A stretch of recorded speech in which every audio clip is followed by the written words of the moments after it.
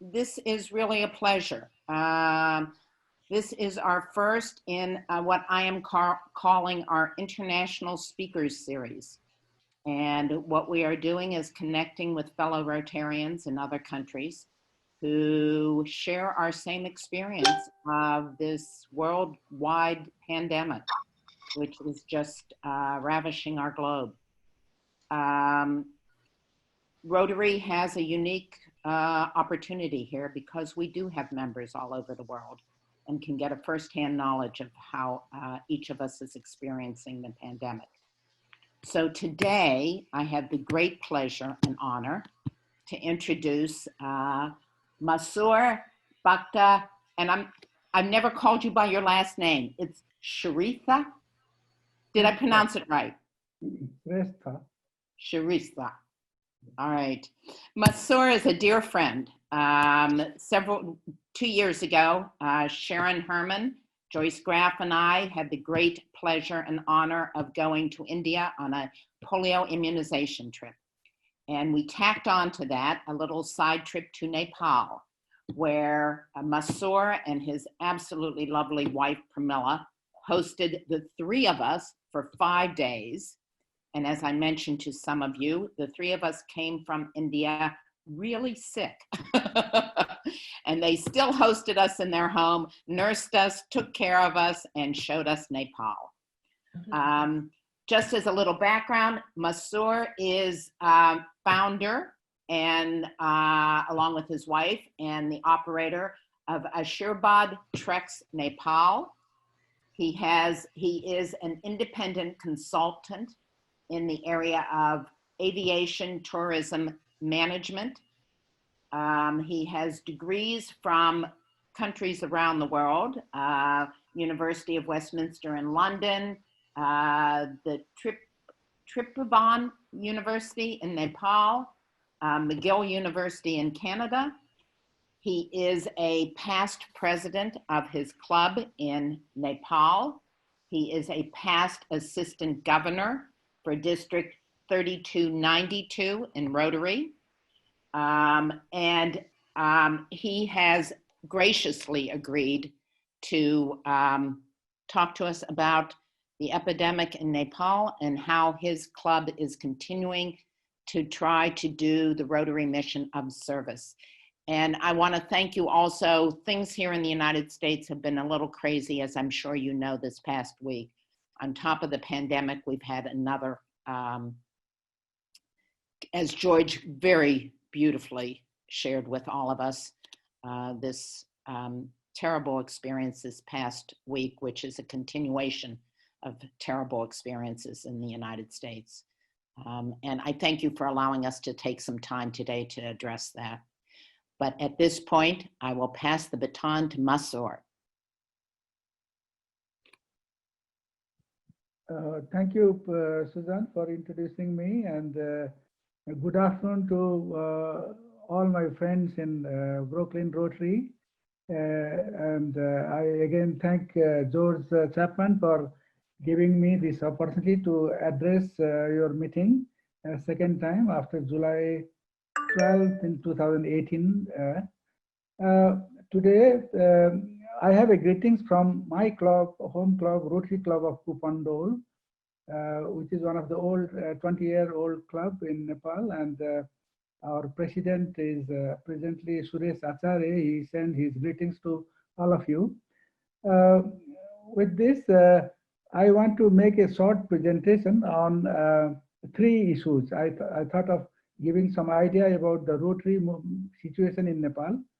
And next year from July, I am charged to help support weak clubs in Nepal.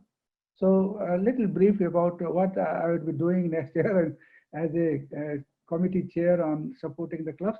And then I will deal with the pandemic situation, Corona situation in Nepal, and some of the lessons Nepal experience can offer to the outside world. So for that, I will share the slides I have prepared so that will be on record.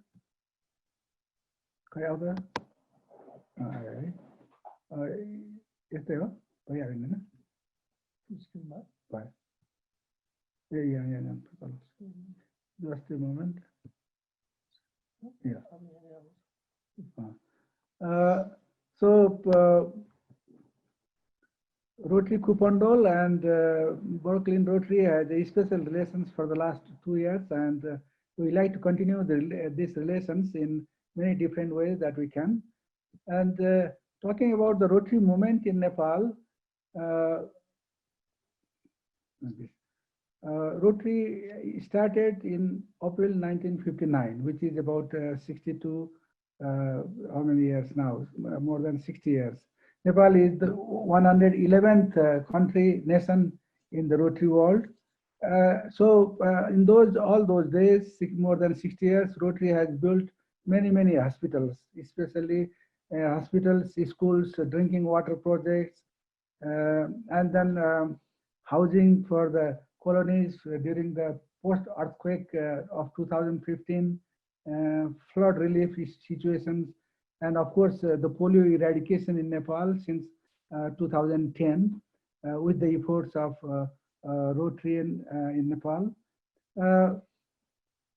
A family of Rotary in Nepal consists of 124 Rotary clubs with some 5,000 members now.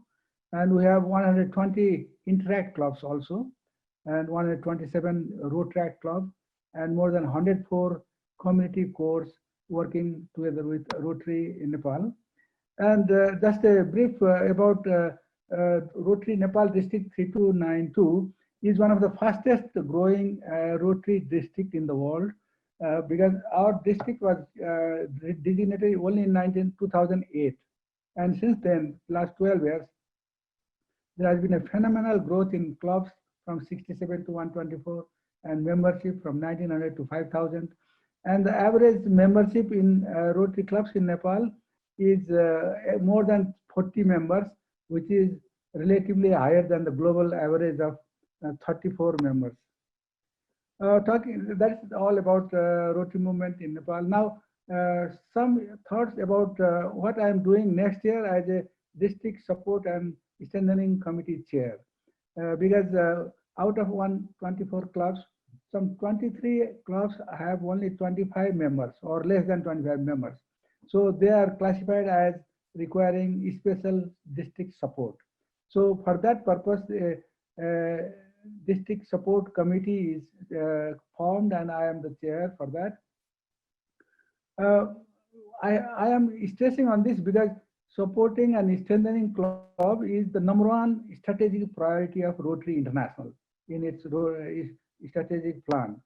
And our idea is to help all these weak or 23 clubs in 4 specific areas, which are called like the 4 pillars of a successful club, like membership development and implement successful projects, and Rotary foundations, and develop leadership. So these are the standard things. And to achieve those tasks, we have a 6-stage action plan prepared for the district support and strengthening committee. Out of those 6 are, of course, number 1 is gathering the lessons of the past, talking to the advisory committee and the past members and what have been done so far. And then we try to identify the specific issues of these weak clubs through a baseline survey, which is now being done. And within a week, all the survey will be collected, and we'll design, refine the action plan, and we'll design this club support package. And for that, implementing that action plan, we have to help these clubs set up club goals. Right now, most of the clubs are setting up their club goals. Many of them, they don't have a strategic plan, which we have to help them, and also to register in the Rotary Club Central. Many of them have not done it. So we have to do it with the help of our member as well as assistant governors assigned to these clubs. And this district support package will include helping all these clubs, facilitating in getting a global grant or district grant to provide clubs support service projects in their clubs. And for that, I think we need to conduct a massive club officers training seminar for the committee chairs in all these committees for membership development, TRF, service projects, and leadership development again. And besides that, we are providing the on-site support in club administration, like all these committees, helping them to register in the Rotary Club Central. And our target is that most of the Rotarians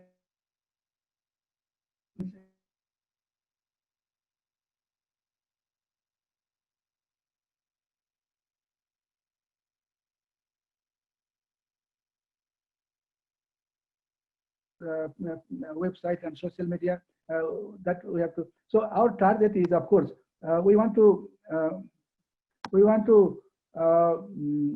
help these clubs increase their membership more than 30 per club. So about from 25 to more than 30, and then at least contribute $100 per member, or about $3,000 for each of these clubs to the Rotary Foundation, and try to increase the number of service projects and help past presidents of these clubs through different measures to be a leader beyond the club level or in the district level. So after that, of course, it's a periodic review, and then half-yearly review is the main issue. In December, we'll have the club assembly in each of these clubs, and then we will try to review what has been achieved and what needs to be done. And in the next 4, 5, 6 months, we will try to achieve our goals. Success of this club, of course, depends on the proper implementation of the plan, and also the result that we can achieve with the help of these club committees and assistant governors and that. So that's about the Rotary. Now, how Nepal is coping with Corona pandemic is the issue that you wanted to know more about. So I will deal on that. Now, Corona virus pandemic is, of course, one of the biggest challenges Nepal is facing at the moment because of our limited resources. Some 2,000 people have been tested so far in the last 3 months, and until today, some 2,634 positive cases have been found out. They are under treatment now at different hospital beds or quarantine and other areas. So out of them, 290 people have been recovered and they have returned home safely. But the number of cases, positive virus cases, are increasing every day. Since the May 17th is the day when the first corona-related death was recorded in Nepal. So May 17 is just 2 weeks ago, no? Less than 3 weeks. We have now 10 corona-related deaths recorded, and the number is increasing every day, actually. Our problem is the open border with India, some 1,830 square kilometer long border with India, east, south, and west. And there are many, some 16 entry points and many unrecognized illegal channels through which the people are crossing the border and they are carrying the virus. So that is the main challenge that we are facing now. So the government has enforced a lockdown from March 24th, and very strict now. There is no, it's already more than 60 days. So where people are having suffering a lot because of the coronavirus. So this is the case I wanted to show that from April 10, the corona positive cases have been identified, and so far there is some 2,600 cases, and the corona-related death was first one in May 17, and by now, by today, there are 10 deaths recorded. So the other part of the government policy besides the lockdown is, of course, they have developed a tracing software mechanism, which they are using to trace the people this virus positive persons have been in contact, and then bring those to the purview of the testing, so that if they are infected, they will be taken care of. So for all these issues, a high-level committee has been formed at the Deputy Prime Minister level, and they are coming up with different modalities of the lockdown, as well as try to increase the testing. Right so far, I think in the last 2 months, there are only 200,000 people have been tested, and they have targeted at least 2% of the population, or 600,000 testing should be done as quickly as possible. And they are strictly enforcing the social distancing, wearing masks, and hand washing as very compulsory aspects. So the challenge they are facing is upgrading the quarantine facilities, medical facilities at the border points, and isolation at home or in the quarantine, hospitalization. And these facilities are being upgraded. They are not enough facilities. Only 97 hospitals with 1,600 beds for corona treatment has been identified, which is very, very minimum, not enough to cope with the kind of problem now. So quarantine facilities have to be increased, and infected people are put in the quarantine and then sent to the hospital, and those who could not be accommodated, they are sent back to their home for isolation, and that is the area of risk. So the government is also trying to give special incentives for those who are unemployed through special bank loans or credits and things like that, and offering vocational training for all those who have lost their job, as well as many people returning from working outside. So they are encouraged with incentives to work more on the agricultural sector, which is very important now, because the food supply would be more food supply would be required, and then we need to produce more food for all of them. So distribute. Right now, many during the lockdown period, many people who are stuck up here, not being able to go to their home and not to their house, offices also they have lost. So they are suffering a lot, and then government is providing food supplies at the local level, and as much as possible. And some of the places they are organizing a community kitchen to provide lunch and dinner, 2 meals a day.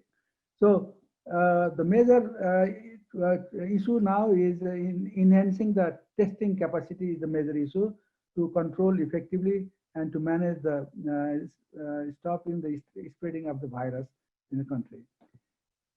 Those who lost their job, not able to go to their home, is really suffering a lot. So they need special help. And women and children are, of course, are the great sufferer, because some of their parents or their breadwinners are away, and no money coming anymore. So they have shortage of food. So it is a big problem there. The government is expecting that the main worst situation will come to Nepal in the corona situation around July, after a month from now. So because millions of migrant workers are returning home from India, from Middle East, from Malaysia, from Korea, and other places. So they expect by July there will be 20,000 positive cases, from 2,600 now to 20,000, which is almost 10 times more. And then the death cases would be, they estimate around 400, 500 from 10 people now. So the major worst situation is coming up in the country. Another equally challenging problem because of this corona is the economy is heavily dependent on remittance money the working people from abroad was sending. Last year, they sent $8 billion to Nepal for their families, and that was almost 27% of our gross national product, which is the main backbone of our economy. Now, many of them are coming back. So there will be a sharp erosion in the remittance money coming in, and our export is also shrinking because of the transport problem now. So foreign exchange crisis would be quite high, and that would paralyze the whole economy.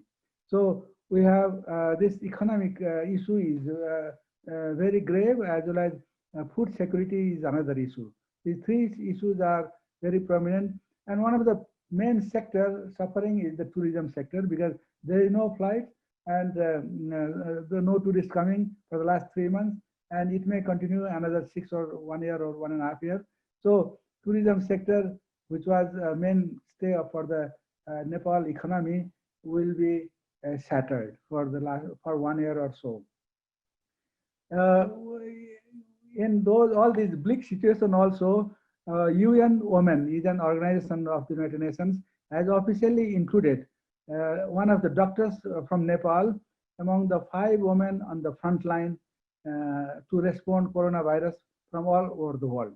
So it is a great recognition for a woman, Nepali lady doctor to be in the global front.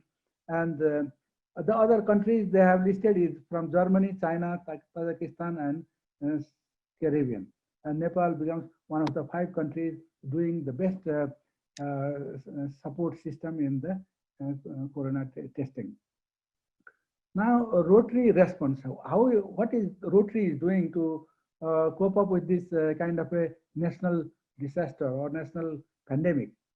Rotary District 3292 Nepal has contributed 10 million rupees for the government COVID relief fund, which has 2.5 billion rupees collected so far, and the government has spent more than half of that amount distributing food supplies at the local level on all the district, everywhere, so that people are not starving.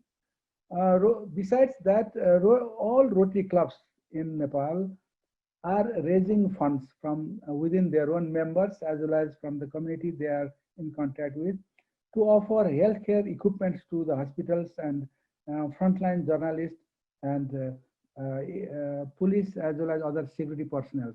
We are providing them equipments to protect themselves, like protective gears, and then besides the healthcare facilities, the sanitation equipments as well as food supplies also are being done through municipal and social organizations in the community level. Rotary also is conducting this community kitchen concept at different places for people to come and have their food, because many of the stranded people, they are having that problem. Now, Rotary clubs in Nepal are developing 2 global grant projects related to COVID now. One is to provide at least 10,000 PCR testing kits, which cost about 60 million rupees. And the Rotarians in Nepal are raising 20 million within a month or so, and then take the global grant and district grant world fund for the project. Another project is developing the healthcare facilities and hospitals for different areas where there is a stark lack of the treatment medical care facilities to cope with these corona affected people.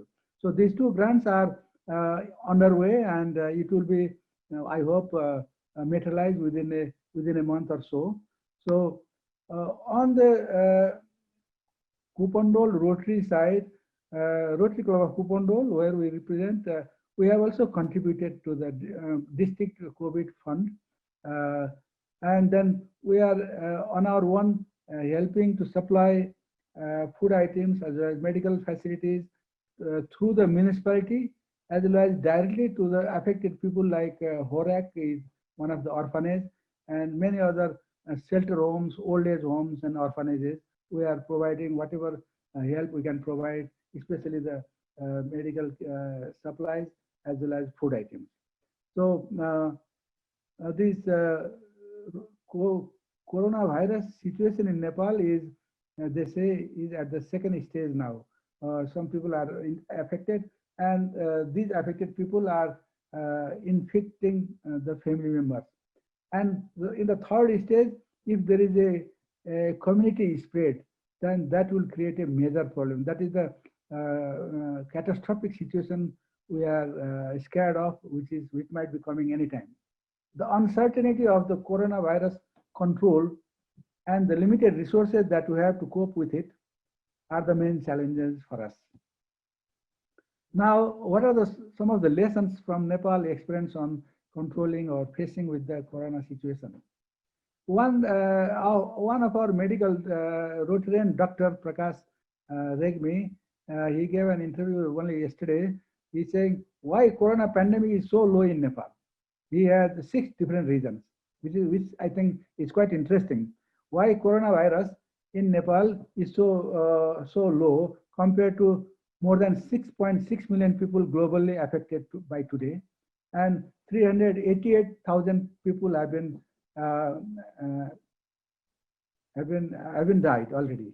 So in case of Nepal, it is only 2,600 cases and only 10 deaths. So why this is happening? He has 6 reasons. One is, of course, our test facilities are very limited. So the more tests done, the more cases might be appear. So that is limited test is one of the reasons for this low cases. Number 2 is interesting. This cross immunity of people, he says, because Nepalese or the people in India or Nepal, South Asia, we are already having this flu treatment quite regularly. So many of the people are having that treatment of their flu. So this is just another flu.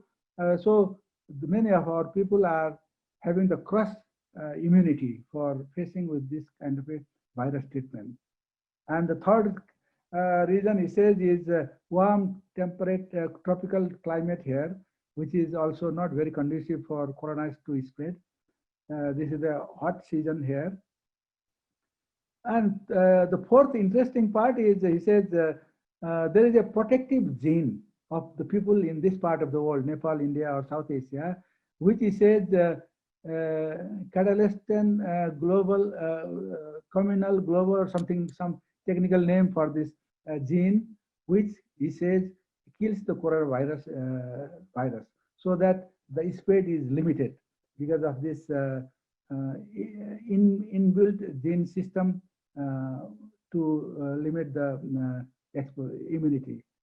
And another factor is, he says, hygienic exposure. Our people are living in less hygienic situation, so they have more immunity to face with the virus, more than people in the affluent or the more hygienic situation.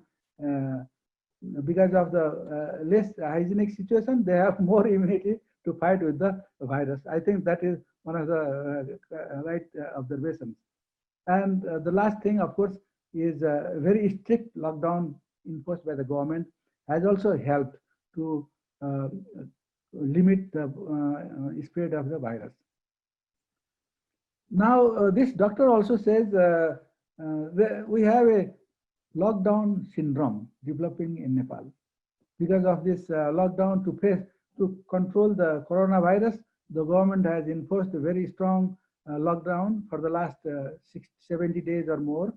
So they have declared from March 24 to June 15, which is about 84 days of lockdown, and then they might increase, or we don't know.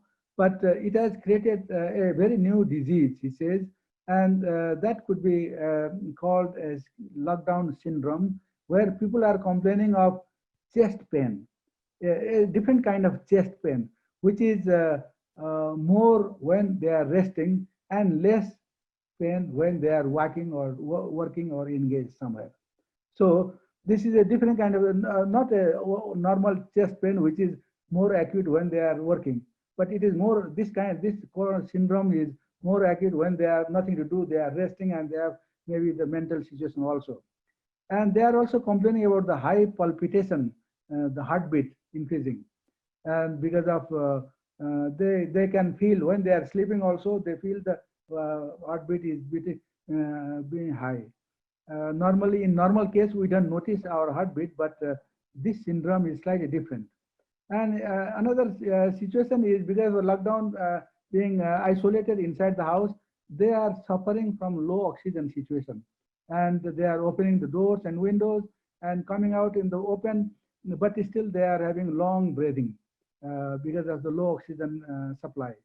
And many of the people are complaining that even in the morning, as they woke up in the morning, they feel very tired and very lazy, very inactive, because psychologically probably they are not prepared to face any challenge or any work for the day. So they are becoming a lazy person.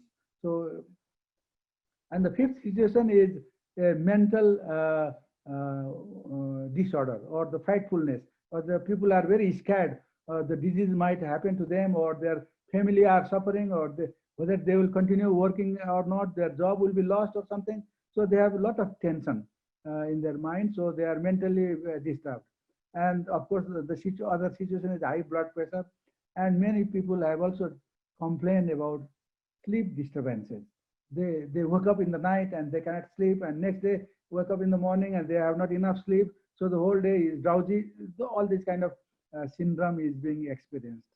And the doctor says that out of these seven symptoms, if anybody exhibit 4 of these 7 symptoms, then he is the victim of this lockdown syndrome. So he says about 30% of the people, active people, are suffering with this syndrome now, and any increase on this might cause a depression and suicidal tendency in the society, which is more grave than the corona pandemic itself. He said the main cause for this is the mental tension of no work, no regular work, no physical exercise, and exposure to negative news all over. Everywhere we see, oh, so many people died, so many people affected here and there, everywhere, all around us are pandemic and death. So that is not comforting.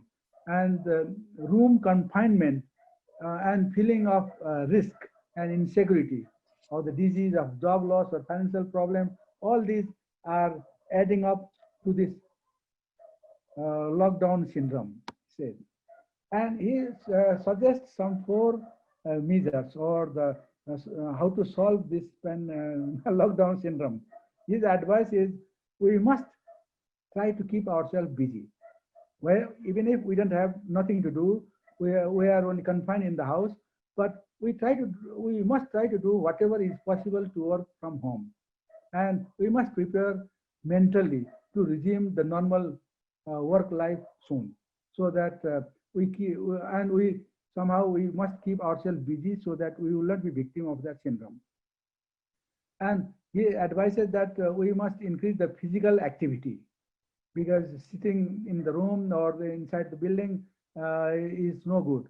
We must keep walking or exercise or yoga or pranayam or meditation or play games or gardening, whatever. We must keep ourselves busy, physically active, and then this syndrome might not affect. One interesting point he pointed out is we are indulging more time on the mobile and television distraction. So that is not good for our health.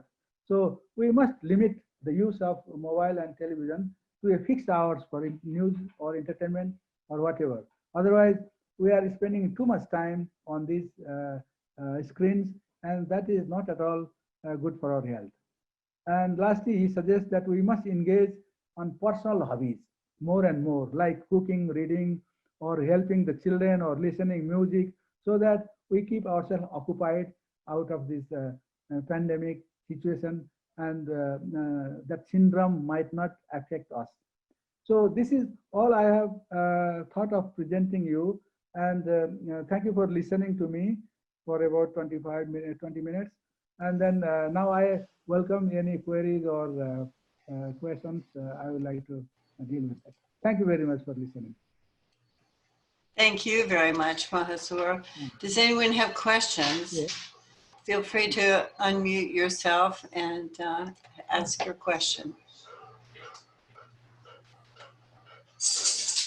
You know, though I have experienced, certainly, and I'm aware of this lockdown syndrome, this is the first I have actually heard it defined and listed as such. It was really fascinating to me to have that created as a diagnosis. Yeah, I think we call it cabin fever, actually. This is Arnie. Yeah, go ahead. Can you hear me? Yes. I wanted to ask Mahasur, how is the economic aspect? How's your business? How's the economy? imploded. Well, I said our economy is very dependent on remittance by the money coming from abroad. Nepal is working abroad, and that is totally affected. And second backbone of our economy is tourism. For foreign exchange earning, tourism is standstill, zero, no visitors, and it may continue for at least 1 year because there is no international flights until July, and then when it starts, the people will have to gain confidence to visit. So it may take another 9 months or 1 year at least to revive. So these two areas are badly affected, and equally affected are the industries which are closed for the last almost 3 months, 75 days already, and business houses. From today and from this week, they are opening up, allowing people to open their shops or supermarket or small industrial activity and agricultural activity, so that the effect will be less. But we already are very badly affected by this lockdown more than by the virus infection. Right. itself. Thank you. Welcome.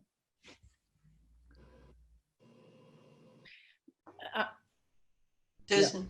Yeah, the other thing that struck me was the thoughts about the immunity because of the lack of hygiene in Nepal. I was going to ask you about that because I know that they have been concerned that in some areas around the world where there is a lack of water and hand washing, that is going to make the situation worse. But I'm hearing that they think that may be contributing to the low incidence in Nepal. Oh, I think, yeah, you're right. Both situation is to some extent right, because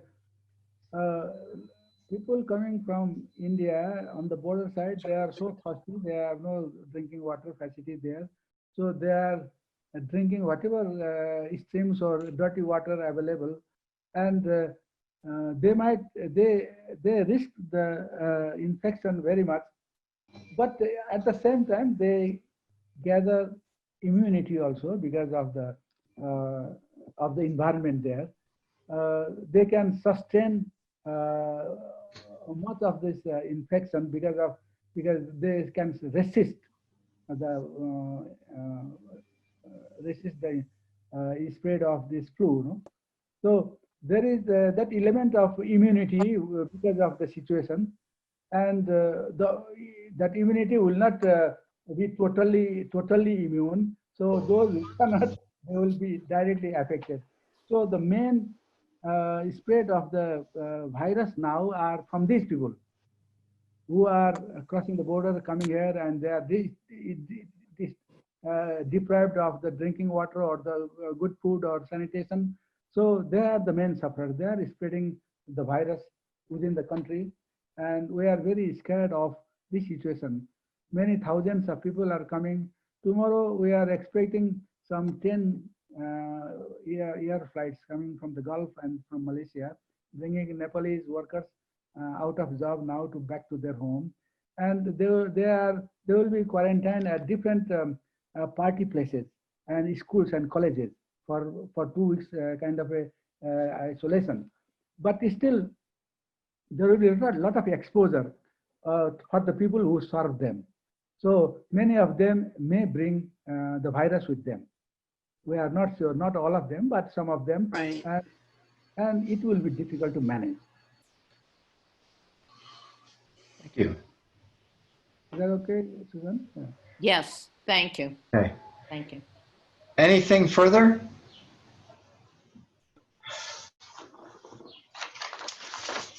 Great. I would like to then return in our closing to something that I used previously, I think, as some of the lockdown was beginning to affect us all. It was that poem by John Donne.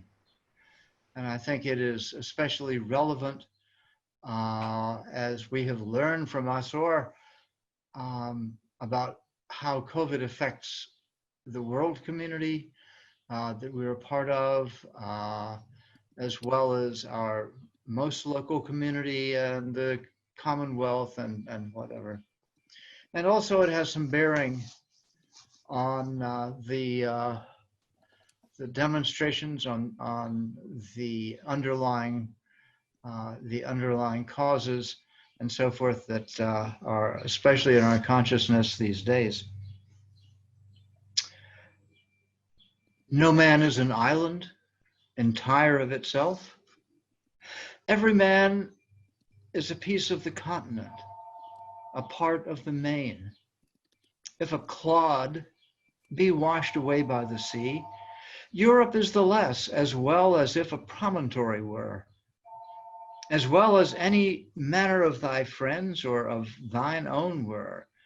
Any man's death diminishes me, because I am involved in mankind, and therefore never send to know for whom the bell tolls. It tolls for thee.